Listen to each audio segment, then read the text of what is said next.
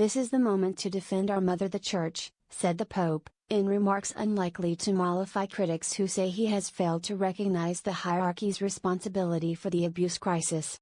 "The accuser is attacking our mother through us, and no one touches our mother."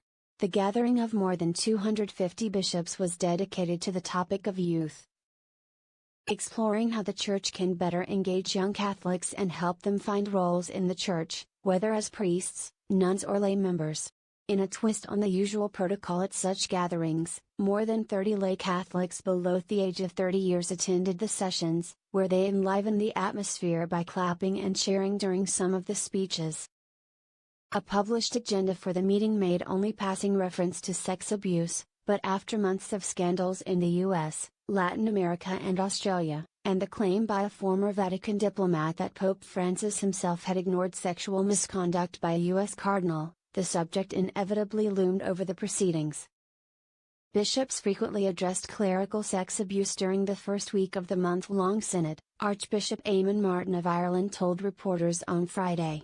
The 60-page final document, released late Saturday, devoted 2 paragraphs to the subject of abuse, calling for rigorous measures of prevention, starting with the selection and education of clergy and other church employees.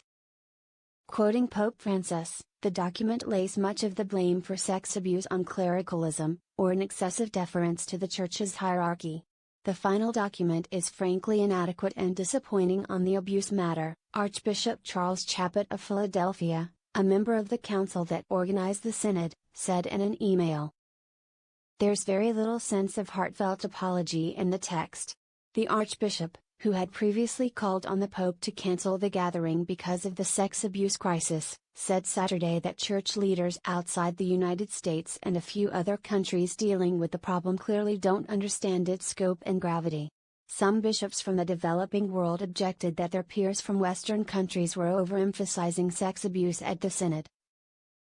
According to Cardinal Oswald Gracias of Mumbai, who helped draft the final document, which touches on topics ranging from migration to the Internet and their impact on the lives of young Catholics. To be fair to the synod, you can't say, sex abuse is the number one thing, Cardinal Gracias, who is also a top advisor to Pope Francis, told the Catholic website Crux. The statement should answer the needs of the United States, Ireland, Australia, but not just them. The Pope has called another international meeting of bishops to discuss clerical sex abuse for 4 days in February. Another split between developed and developing countries at this month's synod emerged in the debate over the Church's approach to gay people. The published agenda made news by using the term LGBT, apparently for the first time in an official Vatican document. But the African bishops at the synod overwhelmingly opposed the use of LGBT, arguing it would create ambiguity about the Church's prohibition of any sexual activity outside of marriage between one man and one woman. "We've got a very strong tradition in Africa of families, family life, and division of the sexes is very, very clear. If we come out with unclear statements, that same-sex attraction is okay and so on, it's going to be completely misunderstood," Cardinal Wilfred Napier of South Africa, said in an interview.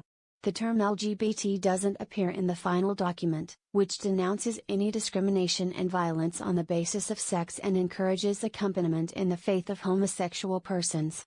Write to Francis X. Rocca at francis.rocca@wsj.com.